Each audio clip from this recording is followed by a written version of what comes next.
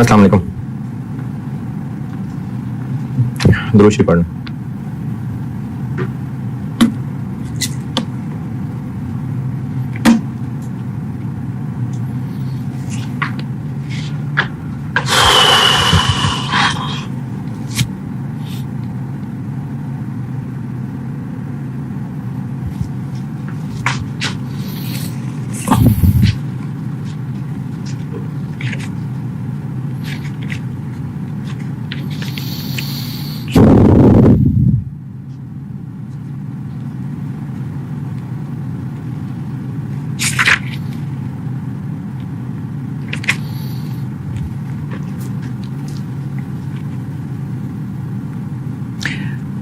YouTube shorts पे ना एक क्लिप गुजरा सामने से अमिताभ बच्चन का।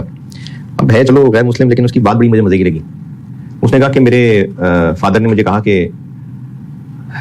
जैसे तुम चाहते हो, अगर तुम्हारी जिंदगी वैसे गुजर रही है तो खुशी की बात है, लेकिन जो तुम चाह रहे हो अगर वैसे नहीं गुजर रही है तो ये ज्यादा खुशी की बात है। क्योंकि अगर तुम्हारी मर्जी के मुताबिक काम नहीं हो रहा तो फिर वो उसकी मर्जी के मुताबिक हो रहा है जो बनाने वाला है। तो अगर उसकी मर्जी के मुताबिक काम हो रहा है तो ज्यादा खुशी की बात है कि वो तुम्हारे लिए भी गलत नहीं चाहेगा। तो चलो वो तो गैर मुस्लिम, उसने जो भी डिवाइन फोर्स का वर्ड यूज किया, लेकिन हमारा ना असल में ईमान यही है, इसको तकदीर पे ईमान भी कहते हैं, कि हमारा काम होता है एक्शन लेना, उसके नतीजे में जो होता है वो अल्लाह की मर्जी से होता है। ये तकदीर पे ईमान है। जैसे अगर मैंने कोई अच्छा सोच के कोई मेडिसिन खाई, लेकिन उसका रिएक्शन हो गया, बीमारी आ गई। अब अगर मैं सोचूंगा ना काश मैं वो मेडिसिन ना खाता तो बीमारी से बच जाता, नहीं, मोमिन में काश नहीं होता, बीमारी मुझ तक पहुंचनी थी। अब अल्लाह ताला ने वो मेरे गलत दवाई खाने की वजह से मुझ तक पहुंचा दी, या वैसे ही कोई छींक मारता और जरा सी मुझ तक पहुंच जाता, बीमारी मुझ तक आनी थी। तो इसलिए हमारा ईमान ये है कि जो हुआ है ना वो अल्लाह की तरफ से ही है।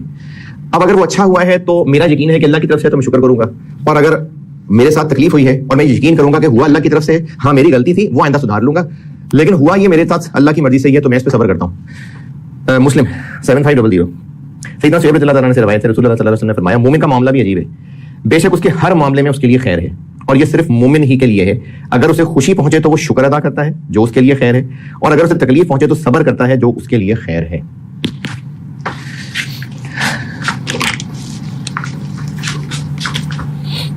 Group SOCI,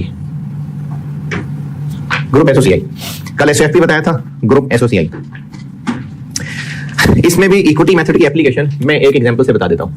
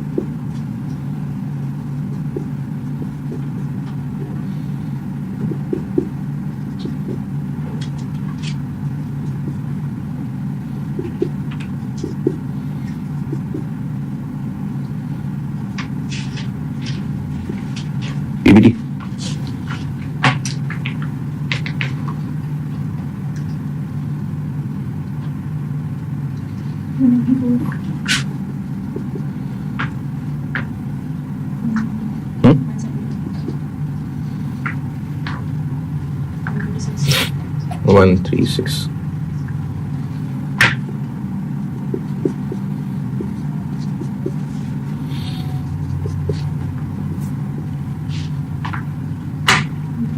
Hmm? 149.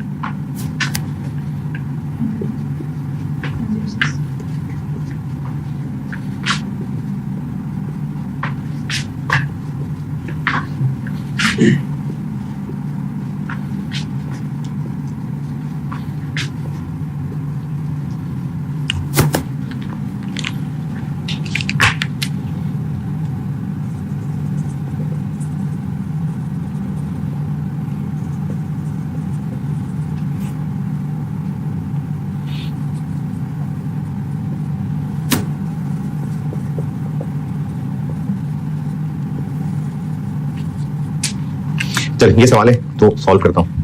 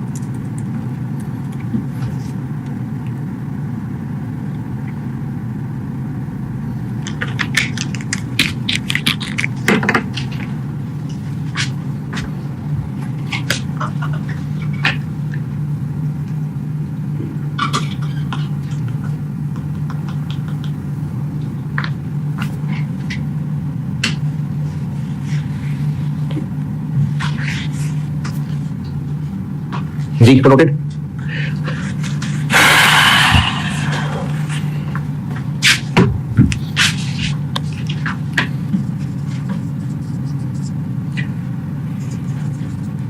एसोसिएट को कंसोलिडेट करना नहीं, तो sales P plus S, cost of sales P plus S,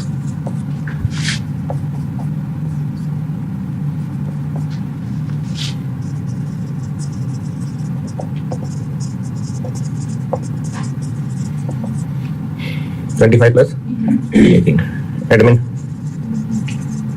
ji 17 plus 9, finance cost 7 plus 6, other income 3 plus 4। एक लाइन छोड़िए, मैं इधर एक लाइन लिखूंगा, एबीडी टैक्स 45 प्लस 36,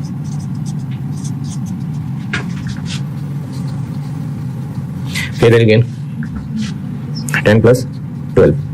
ये एक लाइन और छोड़िए मैंने, टोटल कॉम्प्रिहेंसिव इनकम जी डिस्ट्रीब्यूशन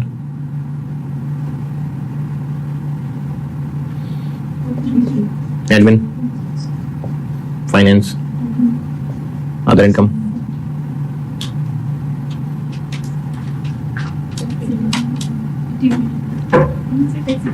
जी टैक्स लिख लो।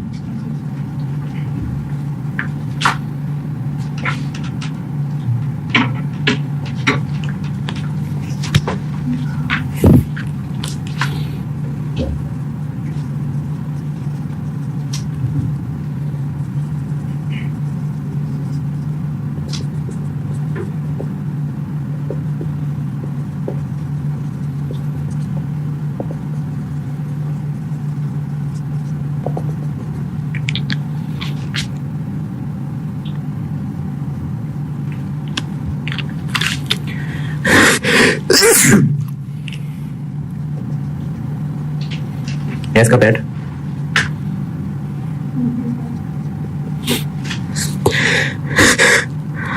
एनसीआई,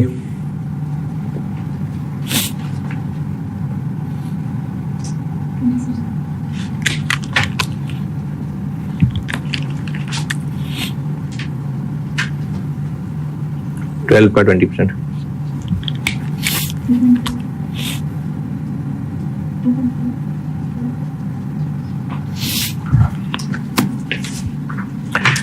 ये हो गई यहां तक सब्सिडरी। ये मैंने एक लाइन इधर छोड़ी हुई है, ये पीबीटी से ऊपर एक लाइन छोड़ी हुई है, और एक ये टोटल कंप्रिहेंसिव इनकम से ऊपर एक लाइन छोड़ी हुई है। यहां तक लिखे, फिर ये लाइन भरता हूं।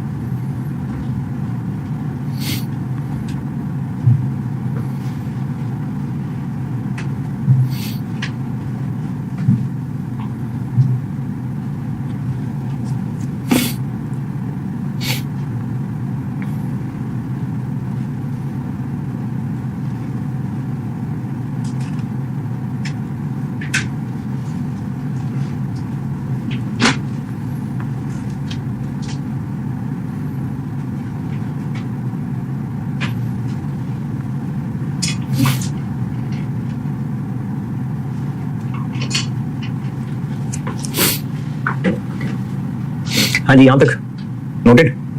अच्छा, एसओएफपी में हम क्या कर रहे थे, जितनी एसोसिएट में इन्वेस्टमेंट की थी उससे आगे, उस दिन से लेके आज तक अदर रिजर्व्स में हमारा हिस्सा हम अपनी अदर रिजर्व में ऐड कर रहे थे, और रिटेन अर्निंग में हमारा हिस्सा हम अपनी रिटेन अर्निंग में ऐड कर रहे थे। वो थी एसओएफपी, वहां अदर रिजर्व्स थे। ये एसओसीआई है। यहां अदर रिजर्व की जगह क्या होगा, वो अदर रिजर्व्स थे, क्लोजिंग बैलेंस। ये एसओसीआई ओसीआई होगा। वहां रिटेन अर्निंग में हिस्सा दे देते, यहां किस में हिस्सा लेंगे, पैट में। तो यहां पर सिर्फ गिनती की 2 लाइनें आएंगी। वहां हम एसोसिएट के अदर रिजर्व पे 25 लगा के अपने अदर रिजर्व में मिला रहे थे, यहां पर हम एसोसिएट की ओसीआई पे 25 लगा के अपनी ओसीआई में मिला देंगे। वहां पर हम लोग ए की रिटेन अर्निंग में 25 लगा के अपनी रिटेन अर्निंग में ऐड कर रहे थे, यहां पर हम एसोसिएट के पैट में 25 लगा के अपने पैट में ऐड कर देंगे। हाँ, उसकी प्लेसमेंट ये है कि वो पैट पे लगाएंगे हिस्सा, लेकिन इससे ऊपर लिखेंगे share of profit from associate,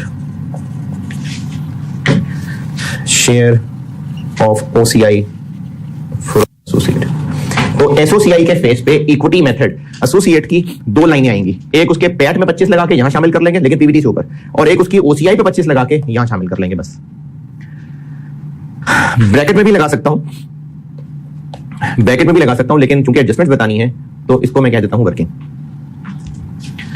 जिस तरह यहां हम लोग एस के पैट को लिख के एनसीआई की वर्किंग कर रहे हैं, वैसे हम यहां ए के पैट को लिखेंगे। कितना है, 106। एनसीआई की वर्किंग कर रहे हैं इस 30%, एसोसिएट का हिस्सा निकाल रहे हैं इस पे 25%।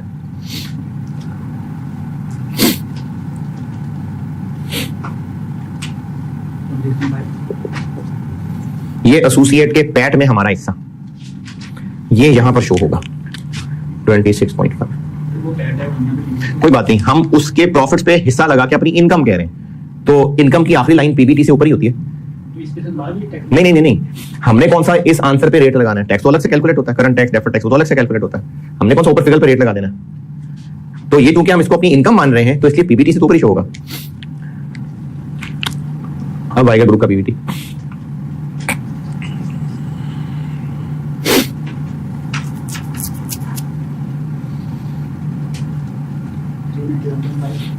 391.5,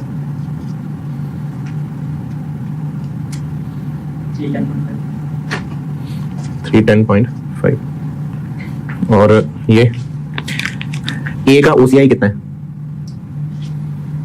14, इस 14 का 25%,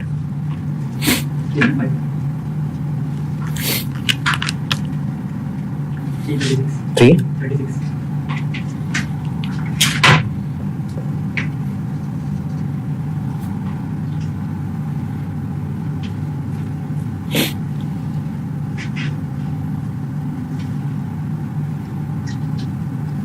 अच्छा, और अगर ये एस का एसोसिएट है तो कल SFP में बात बताई थी एक,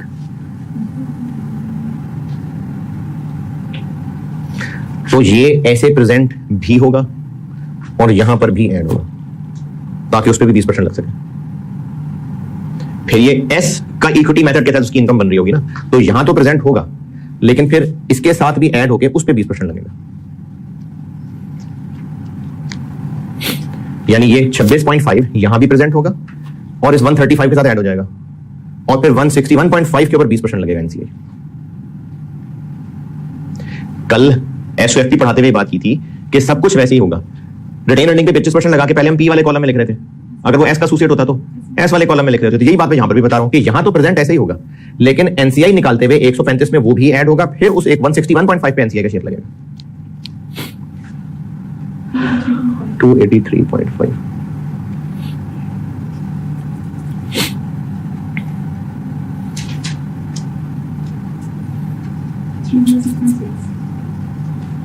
ये है SOCI में इक्विटी मेथड।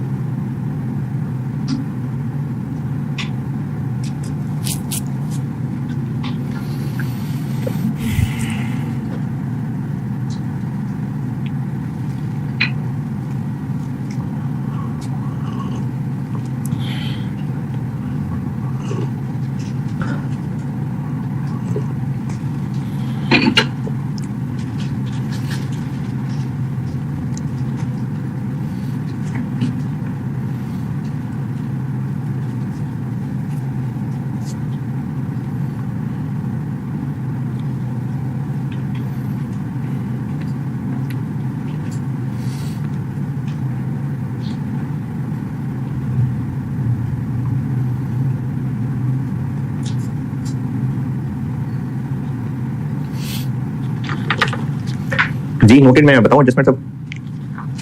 अच्छा जी, अब आपने चैप्टर में आना है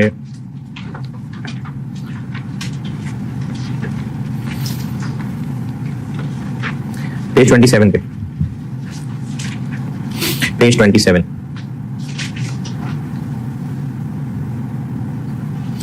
नंबर 2 पढ़ लें। नंबर 2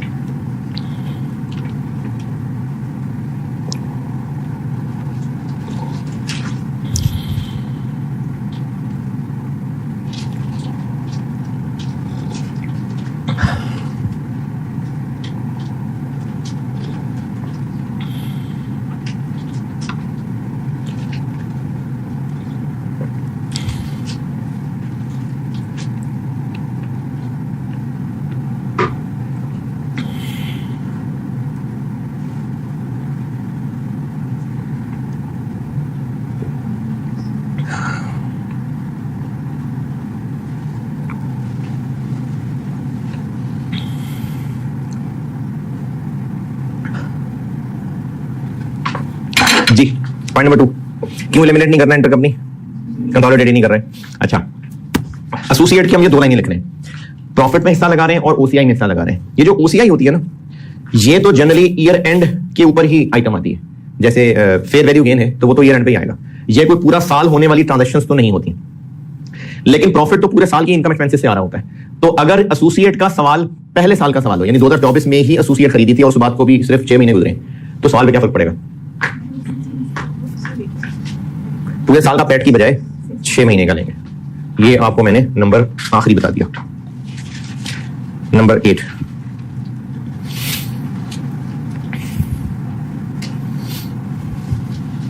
ये नंबर 8 है।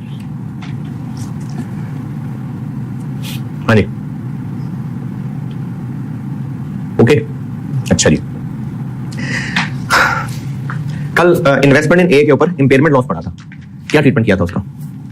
इन्वेस्टमेंट पे अगर इंपेयरमेंट लॉस हो जाए तो इन्वेस्टमेंट में से लेस किया था, एसेट को कम किया था और रिटेन्ड अर्निंग्स में से माइनस किया था और पेरेंट की वाले कॉलम में से लेस किया था। वो इंपेयरमेंट लॉस एसोसिएट से रिलेटेड चीज है ना, मतलब एक एसोसिएट से रिलेटेड फिगर है, उससे रिलेटेड है वो, तो इसलिए होना तो वो पेरेंट को चार्ज है।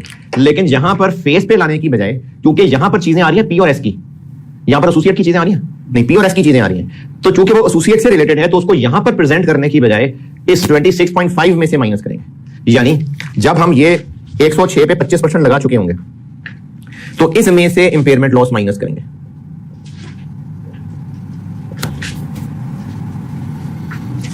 और यहां से लेस करके 16.5 फिर वहां फेस पे लिखेंगे। ये मैंने आपको नंबर 1 बताया।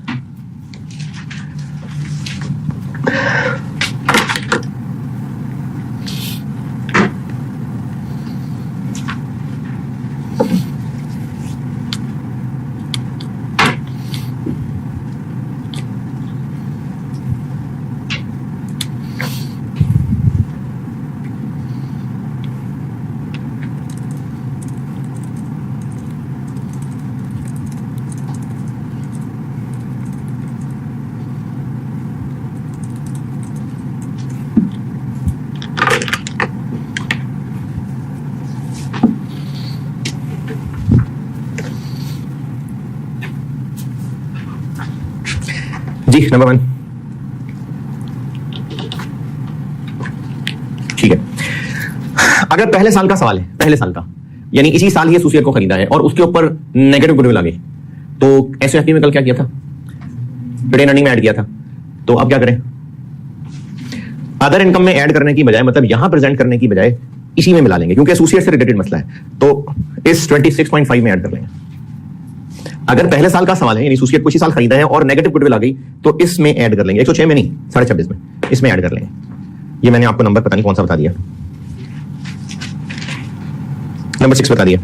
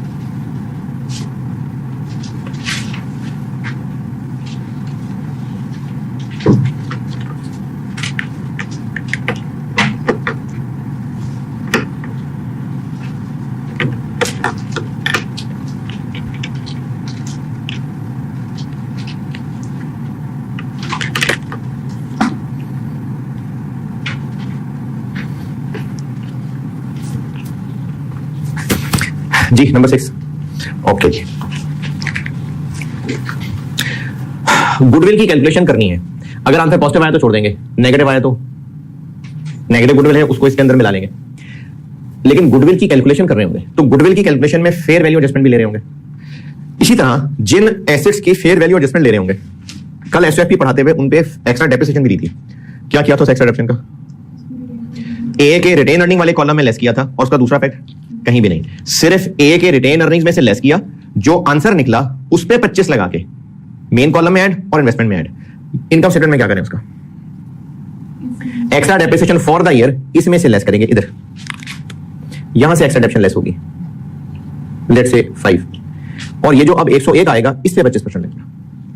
कल रिटेन अर्निंग में भी यही किया था, ए के कॉलम में से लेस किया था और फिर जो आंसर आया था उस पे 25 लगाया था। तो फेयर वैल्यू एडजस्टमेंट जो गुडविल में इस्तेमाल हो रही है उस पे extra depreciation for the year A के पैट में से लेस और फिर जो आंसर आएगा उसके ऊपर 25 लगाना। ये मैंने आपको नंबर 4 बता दिया।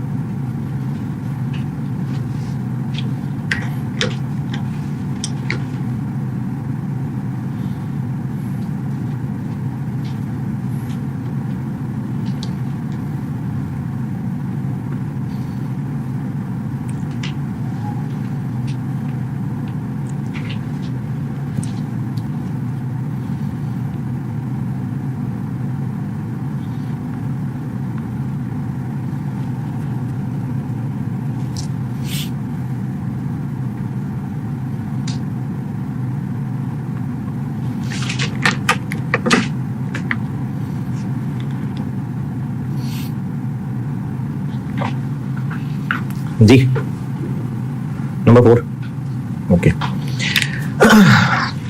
अच्छा, जरूरी है हर कंपनी हर साल डिविडेंड बांटे? नहीं, लेकिन जो बात समझाने लगा ना उसको समझना आसान हो जाएगा अगर हम ये मान लें कि हर साल डिविडेंड बांटते हैं। आल्दो के डिविडेंड ना बांटे तो मेरी बात बदल नहीं जाएगी, लेकिन समझना आसान है।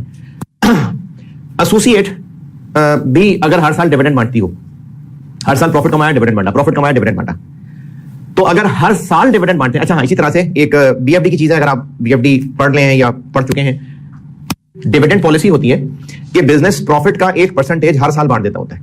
यानी अगर बिजनेस ने पॉलिसी बनाई है कि हम पैट का 40% बांटा करेंगे, तो इसका मतलब जितना प्रॉफिट कमाएंगे 40% उस साल डिविडेंड दे दिया करेंगे। यानी हर साल बांटा जाने वाला डिविडेंड प्रॉफिट्स में से होता है। वैसे तो रिटेन अर्निंग में से होता है, लेकिन अगर हर साल बांट रहे हैं तो हम सिर्फ बोलने के लिए बोल सकते हैं कि प्रॉफिट्स का हिस्सा बांट रहे हैं। एसोसिएट ने अगर इस साल डिविडेंड बांटा हुआ तो पेरेंट की इनकम स्टेटमेंट में वो कहां आ रहा है? पेरेंट की इनकम स्टेटमेंट में अदर इनकम में आ रहा है। अब देखिए, हमने एसोसिएट के पूरे पैट पे 25% लगा के, मतलब पूरे पैट पे 25% लगाया और उसको यहां शामिल कर लिया। यानी उसके पूरे प्रॉफिट पे अपना हक जिता के यहां शामिल कर लिया। उसी प्रॉफिट में से अगर ए डिविडेंड बांट रहा है तो हम उसको अपनी अदर इनकम में भी ले रहे हैं। यानी ए के फॉर द ईयर पूरे प्रॉफिट पे हक जिता के यहां शामिल कर रहे हैं और उसने प्रॉफिट्स में से ही जो डिविडेंड बांटा है उस डिविडेंड को भी अदर इनकम में ले रहे हैं। तो डुप्लीकेशन हो गई। तो ज्यादा सही क्या है? प्रॉफिट पे तो हक जिता लिया, तो वो जो ऊपर डिविडेंड अदर इनकम में आया हुआ है वो निकाल लेंगे। तो जो फॉर द ईयर पेरेंट ने अपनी अदर इनकम में डिविडेंड फ्रॉम एसोसिएट शामिल किया हुआ है वो यहां से निकाल लेंगे। मैंने आपको नंबर 7 बता दिया। नंबर 7,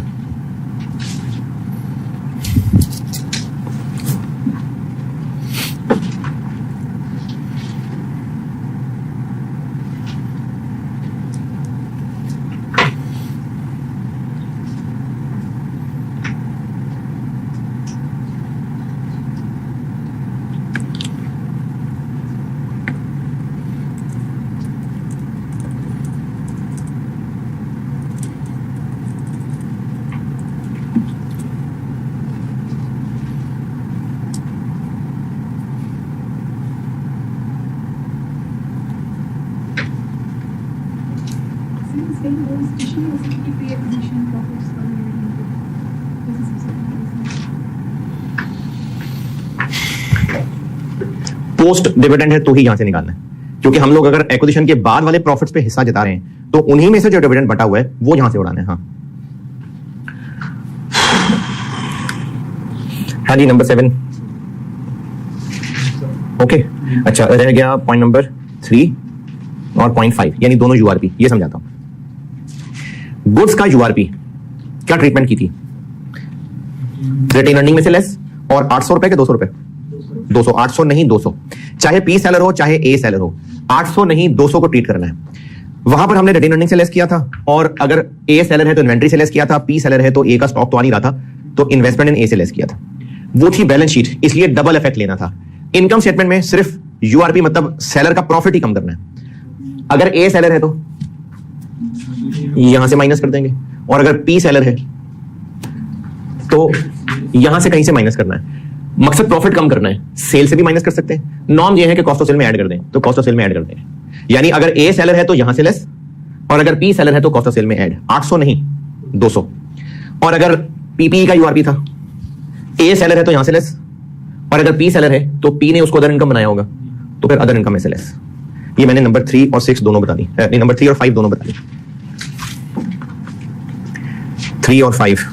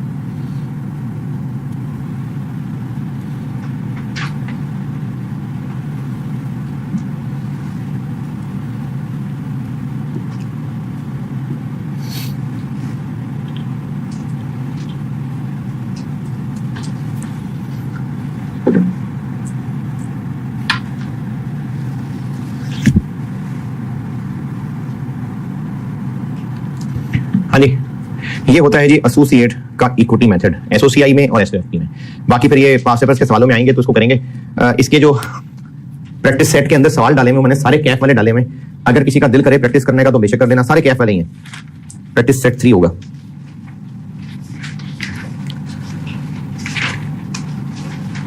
पांच छह सवाल डाले में कैफ के हैं ये। अगर करने हो किसी ने दिल करे तो कर लीजिएगा, जितने करना चाहें। ये सब कैफ के पास पेपर्स के सवाल हैं।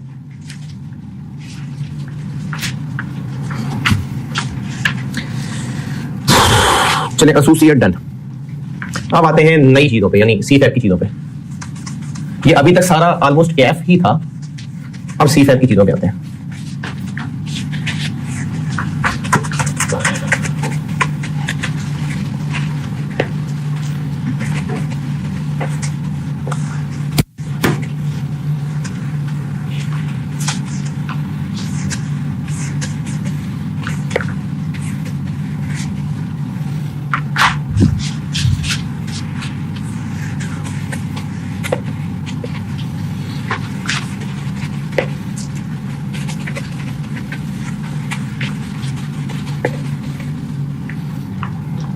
अच्छा, मैंने चूंकि यहां से चैप्टर अलग करना है ना, तो जॉइंट अरेंजमेंट्स के नाम से तो मैं लेक्चर 62 लगाने लगा हूं। ये जो सामने बैठी हुई हवा में, अभी ब्रेक करूं या 62 लगा के कंटिन्यू करूं? आधे पौने घंटे बाद ब्रेक करूं?